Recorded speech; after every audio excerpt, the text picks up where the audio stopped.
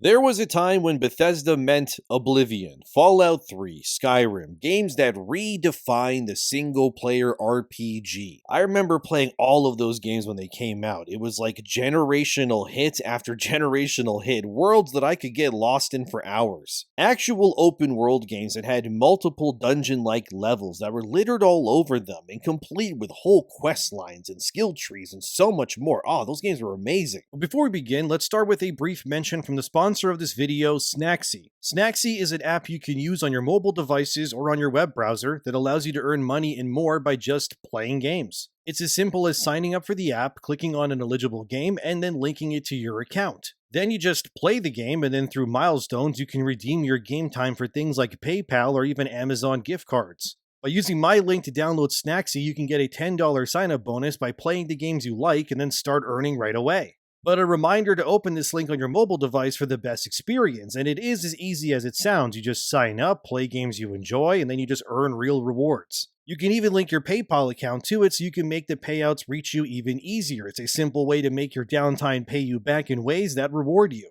It really is as simple as it sounds. Just open Snacksy, swipe through the offers in Games Discovery, pick a game you like, and that's really it. Apart from PayPal or Amazon, you can even redeem your points for Netflix gift cards or even turn your points into credit that you can use on PlayStation, Nintendo, Steam, and Xbox storefronts. So if you want to start earning while you're playing anyway, check the link in the description or pinned comment and download Snacksy and start earning while you play. Thanks again to Snacksy for sponsoring this video, and now let's get back to it. Bethesda in the early 2000s to about 2012, I guess, was pretty much insane, dude. They were the Mount Rushmore of Western game design during that time. Players would lose themselves for hundreds of hours in these worlds. I had one friend in high school. He duplicated so many cheese wheels in Skyrim on his PS3 that he could no longer even load his save because it would just crash his game. Yeah, I know, that's terrible optimization, but like the fact that you can even make that many cheese wheels, I mean, that was kind of impressive, I'm not gonna lie. Like, this studio didn't just build games, really. Like, it crafted actual experiences. You remember your first time waking up on that wagon in Skyrim? On the way to your execution, only for Alduin to swoop down and start turning people into barbecue? You remember closing your first Oblivion gate or exiting that vault for the very first time? Like I said, okay? Bethesda, back in the day, they were on some generational stuff. They were, at least at the time, in my opinion, kind of becoming the, I don't know, maybe the new Blizzard, if you will. Then something shifted. They started to prioritize their profits and stopped iterating, and since then, that reputation has taken a hit over the past decade and then some. Fallout 76 being a live service game, it just works, as Todd Howard said, even though it did not just work, it barely worked at all at release. You remember how Fallout 76 didn't even really have human NPCs or anything like that when it first came out? And then they had to patch in actual people because all you could talk to basically were like robots in the original version? Then Bethesda prioritized the Elder Scrolls Online, an always online live service offering, instead of making another huge world for you to run around in solo and explore like Skyrim before it. I still stand by this, and you can disagree, that's fine, but I think Skyrim is still the pinnacle of Western game design, and I mean it. Like, nobody has really surpassed that still, you know? That game is timeless. I mean, The Witcher 3, that's another one that comes close too, but Skyrim was just like, my god, that game was generational. But you know things were awry when even Todd Howard, as seen here from Games Radar in 2019, admitted that, yeah, the backlash to Fallout 76 was well deserved. Not exactly something we should even have happen, Todd, but it is what it is. But it's as I said, okay? Bethesda used to be genre-defining storytellers. These days, they're more interested in chasing trends in live service and monetization than really anything else. But now the worrying articles have come out and ex-Bethesda developers are speaking, and I gotta say, guys, it's not looking very,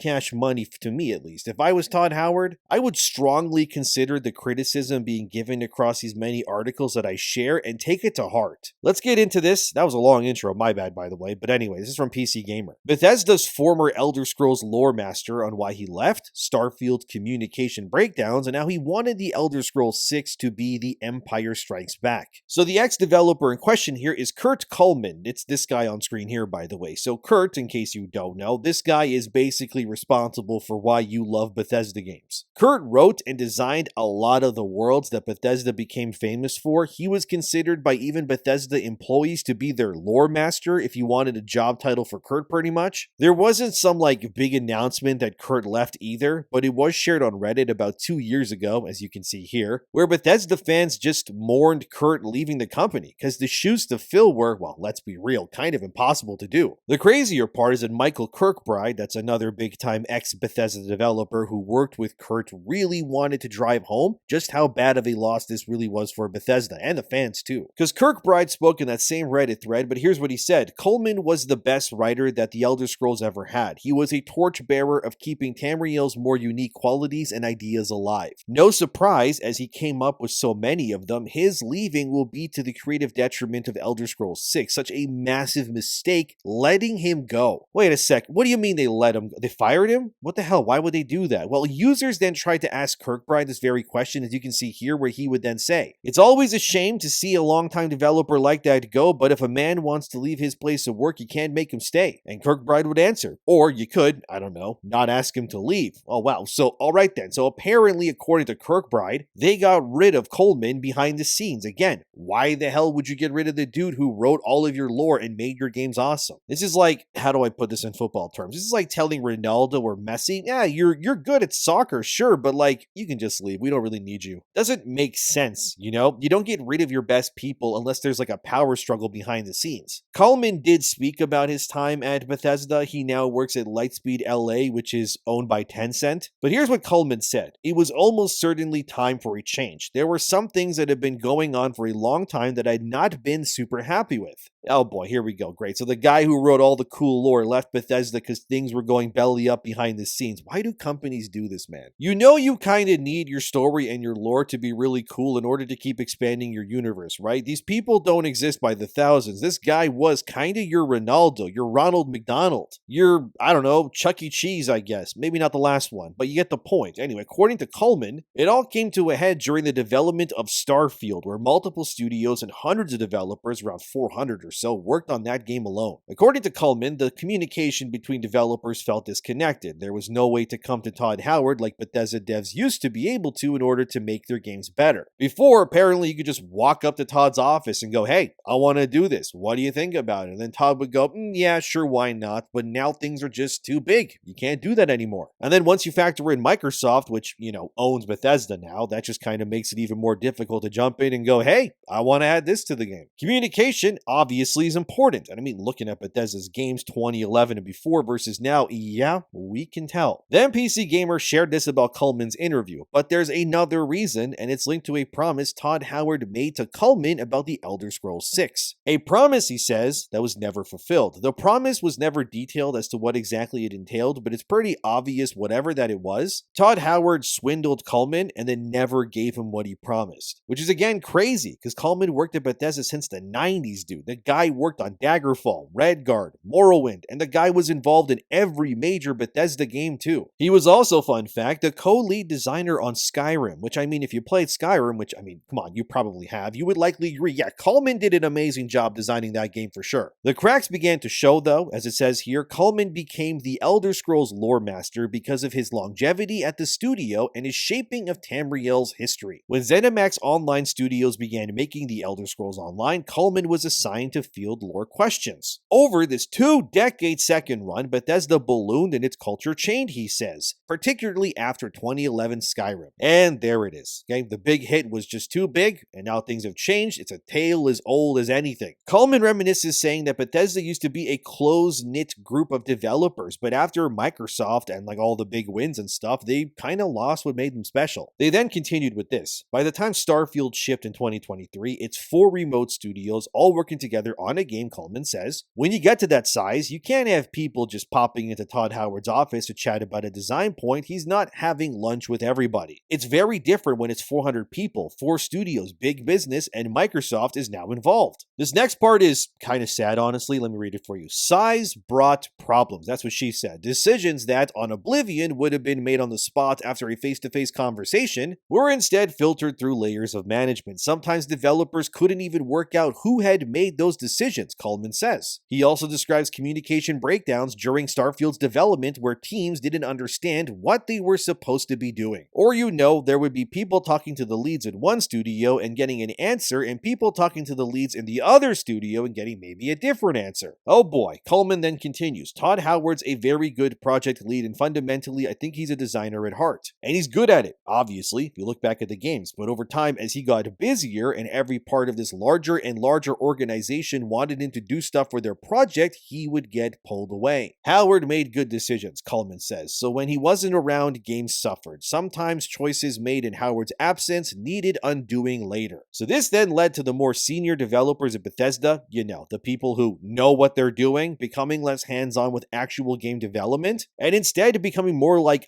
managers than what they were meant to do, which was, make video games. But Coleman then brings up how back in the day when Skyrim was being developed, that the leads on that game, like himself, were not just managers. They were also making the game themselves and writing and building the quests and all that and expanding the lore, things you should probably be doing, actual game developer things. Which shows again, I know Skyrim gets memed a lot, but come on man, that game is still amazing. By the time Starfield was in development, according to Coleman, Bethesda's design process became more bureaucratic. It became your job wasn't just about making the content, he says, but also managing the scope of the project too. But it's here where you really feel for Coleman and his disappointment at Bethesda, where he would then say this, I didn't want to work that way because I like making games and being hands-on. It had gotten to a scale beyond where I was really enjoying working in that environment. And it looks like I also lied earlier. It turns out we do know the promise that was what Todd promised to Coleman, so my bad, I'm going to say it now, but apparently Todd Howard verbally promised Coleman the lead design role on the Elder Scrolls 6, which was apparently supposed to be the next game after Fallout 4, so this is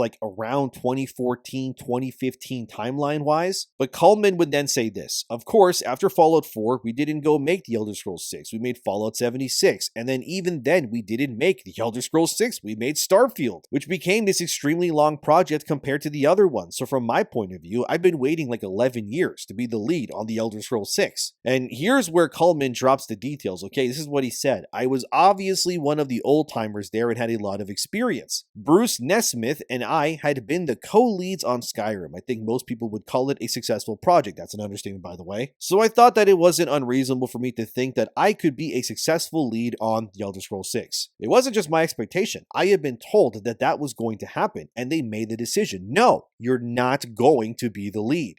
Dude, just reading this out loud, it's breaking my heart. You had the guy who made your most successful game of all time in Skyrim. Yet, of course, Todd Howard gets all the credit publicly, despite Coleman here being absolutely integral to the design of that game. He was the brains of the operation, pretty much. Apparently, Coleman was offered a different position on Elder Scrolls 6, but the position offered, which, he didn't detail exactly, was apparently not the role that he wanted, obviously. So he couldn't actually shape how the game was going to be made in any meaningful way. However, Coleman did detail the story that he wanted to tell with the Elder Scrolls 6, which I honestly found interesting. So here's what he said. I had in my mind that the Elder Scrolls 6 was going to be like The Empire Strikes Back. The Thalmor, the elven supremacists who were peripheral in Skyrim's story, and ultimately wanted to control all of Tamriel, would be the bad guys who come out on top, setting up the Elder Scrolls 7. Apparently, he wanted the main character you play to possibly save or protect the heir to the throne, depending on where this game was supposed to take place in the first place, obviously. But instead, ultimately, the evil elves would still have come out on top and realize their plan anyways, which would then have plunged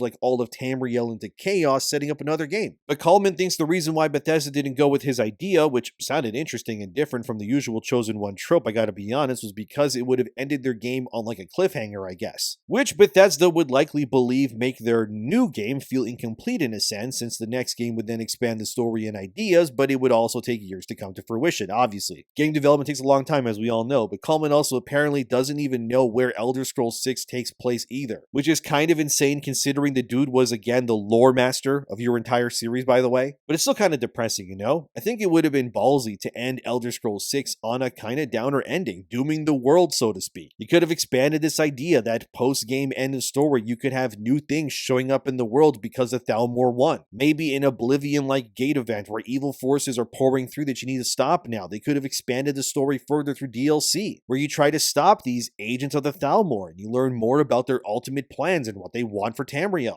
It would have set up a real tangible threat meant to be defeated in an Elder Scrolls 7, where the Thalmor are now this like big Avengers level threat that you need to defeat now. You could have also done the Civil War storyline in Skyrim, but on steroids even, but instead it's probably going to be another safe, chosen one story again. I mean, even in Starfield, they basically just try to do Skyrim again with like the Dragonborn powers, but space magic and all that. Like, why is any of this even surprising, really? It's honestly just more sad, because again, this is a developer that should be on top of the world right now. Like, dude, it's been 15 years since Skyrim. That's almost half of my life so far between Skyrim and now. When Skyrim came out, I had like light in my eyes. My bones didn't pop when I walked, and I had hope for the world. Now I'm old and I got grays in my hair. My back feels like it needs a replacement. But another developer who also used to work at Bethesda also spoke out against the company too. This time it's a dude named Nate Perkypile. I can't even speak, I'm sorry. And yes, that's actually his last name, I'm not joking, Perkypile. Anyway, as seen here from esportsinsider.com, Nate spoke to the website about how players deserve more and how Bethesda's games are in a no-win situation. So Nate was a world artist at Bethesda. He worked on Fallout 3, Fallout 4, Fallout 76, Skyrim, and DLCs like Point Lookout. Nate Perkypile stated, as seen here, that he thinks that companies are actually crazy to believe that they can charge $100 for new video games. And yeah, I agree with that, by the way, too. And that even he, as a game designer, finds it hard to even justify $70 for a single video game these days, which is kind of crazy to admit, but hey, that's what he said, as you can see there too. That's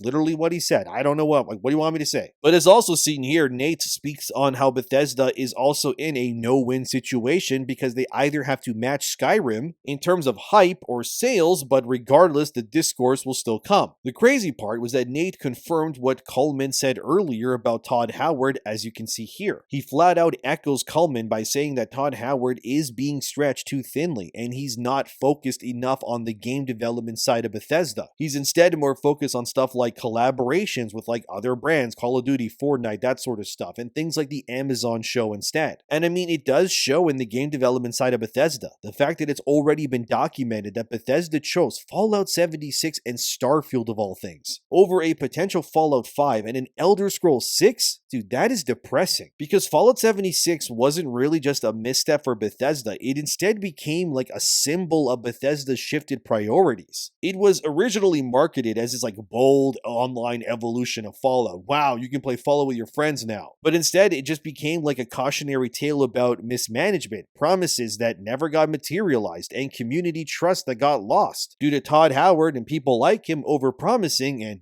under-delivering. Players expected the meaningful quests and the rich world building, because that's what Bethesda was all about. That's what their whole claim to fame was. Instead, what people got was like server instability, missing NPCs, and a sense that the game and like the people that made it didn't really respect the franchise's roots anymore. The result was that Fallout 76 now sits in like a weird place in the fan memory. It's not exactly loved, it's not forgotten either, I guess. I mean, it's mostly fixed to some point now, and years later, its shadow is still looming over stuff like Starfield and the expectations for the Elder Scrolls 6. And yeah, then came Starfield, a massive new science fiction RPG, wow, with a decade of hype behind it. What could have gone wrong? Despite its ambition, Starfield landed with, let's be honest, mixed reactions from like everybody, pretty much. Like, some people liked the game, but a lot of people were like, what the hell is even this, dude? And it even became one of Bethesda's lowest rated titles on Steam. It fell way below established favorites that they've made before, and for good reason. Even Nate Perkypile admits in that interview that he wasn't crazy about Starfield, which is, kind of nuts to say about games you've worked on, but hey, it is what it is. Fans probably expected the magic of Skyrim, but in space and stuff. And instead they got something that, it looks big, but doesn't feel deep. That's what she said again, by the way. The exact opposite of what you really want from a Bethesda game, let's be honest. But online communities were also quick to point this out after the first major expansion, Shattered Space, which arrived to, not the best reviews, let's just say that. And it just showed that, honestly, Bethesda, they weren't listening to criticism. They were just kind of making slop content, I guess. Bethesda even responded to community feedback publicly quite a few times, but many saw that instead as damage control rather than actual course correction in terms of their design philosophy. And it echoed the atmosphere of Fallout 76's early days again, which meant that Bethesda learned nothing from that game's launch either. And then you had Dean Carter. He's the guy who made the popular mod Fallout London. As Games Radar reported here recently, recently, Dean Carter flat out states that Bethesda should just be selling the IPs like Fallout and like the Elder Scrolls because they don't know what they're doing with them anymore. So Dean Carter spoke to esports.net in an interview, and here's what he said. With the greatest respect to Bethesda, I feel like they're probably gone one game too far, he tells esports.net when asked about what the studio should do to remix its formula. I feel like it's time to go off into the sunset and look at selling off your IP because people like the franchise. I'm just honestly not sure it's in the right hands, and it really hurts me to say that because I love Bethesda. It's talking about Fallout, by the way. But anyway, Carter would continue by saying this. The writing has just gone downhill in the company's recent output. I reckon if they could inject in the quality of some good writers, then the next Elder Scrolls game will be great, and the next Fallout game will be great, but they need better writers, honestly. As Dean Carter then says here, he thinks that Bethesda has lost the identity of Fallout and refuses to return the series to its dark and gritty nature, instead opting to go in a more unserious direction. And it's a big reason why, personally, I also dropped the Amazon show as well, because it was very obvious that Bethesda and the people that wrote that show, which Todd Howard is obviously a part of, I gotta be honest, they don't understand Fallout. Fallout was always about the violent nature of mankind. It was not, and I gotta repeat this again, it is not about capitalism is bad, which unfortunately that is the direction that they're taking the show in, and I guess the franchise proper, because apparently Fallout 5 is going to connect to the Fallout show somehow, and apparently in the show, from what I've read about it in the future, because again I dropped the show, they're trying to now pivot the idea of who also like dropped the bombs. Originally, in case I'm wrong, I'm just kind of thinking off the top of my head, wasn't it China that was originally the ones that dropped the bomb in the Fallout universe, but then they're like, oh, we're dropping the bombs because we want to make money from capitalism. It doesn't make any sense, but anyways, I can like only imagine that they're probably going to like reveal and say, oh, it was the Enclave all along, because then that would allow Bethesda and like the Amazon writers to keep the series about like an eternal war between like, I don't know, the Brotherhood of Steel and the Enclave for the rest of time, pretty much. Oh wow, almost as if it's just like the Elder Scrolls with the Thalmor versus, I don't know, the Blades or whatever other group they want to push at the time or something. Actually, the more I think about it, that kind of just sounds like Star Wars, isn't it? Like the Enclave would be the Empire, and then like the Brotherhood of Steel or whatever you want to enter in, I guess, whoever it is, pretty much, they would be seen as like the Resistance. Is Bethesda just trying to make Fallout into Star Wars? That sounds really lame now that I'm thinking about that out loud. Also, apparently in like the Amazon show, they had a death claw in Anchorage. Why would they have a cold-blooded mutant animal in the middle of like winter? Wouldn't the animal just die right away? Like I said, right? Like none of this makes sense. Like, the more I think about this out, I'm off the script, by the way. When I start thinking about this out loud, I'm kind of just like, none of this makes any sense at all the more I think about it. And then like, what was the other thing I was seeing a rumor about? People were trying to say that apparently they might reveal that like the what's his name, the ghoul guy in the Amazon show apparently might end up being like Bethesda's version of like the courier main character in Fallout New Vegas. I don't know. I hope they don't do that, because if they do that, by the way, that would be so stupid, but honestly such a thing that honestly Bethesda would try to do because they hate New Vegas so much, because it upped them and like completely ruined them pretty much. My God, this is so stupid the more I think about it. But anyway, Bethesda has lost their soul, okay? They need to just find it again, pretty much. And now that I know that Cullman isn't on Elder Scrolls 6, which is so stupid, dude, I am not very filled with much confidence, I gotta be honest. But even if they were to like sell the IPs, I guess, who would they sell it to? I mean, I guess let me know who you think would be a better fit for Fallout and Skyrim and, or I guess Elder Scrolls in general, I guess pretty much. And again, a shout out to the sponsor of this video, Snacksy. Remember to check the pinned comment or description so you can start earning while playing and get your $10 off, and thanks to Snacksy again. But anyways, I've talked enough. Thanks for watching. Subscribe. Have a great day. I would love to see Fallout outside of America, by the way, but they would never do that because, well, let's be real, it would be a great idea, but what a shame. Anyways, see you next time.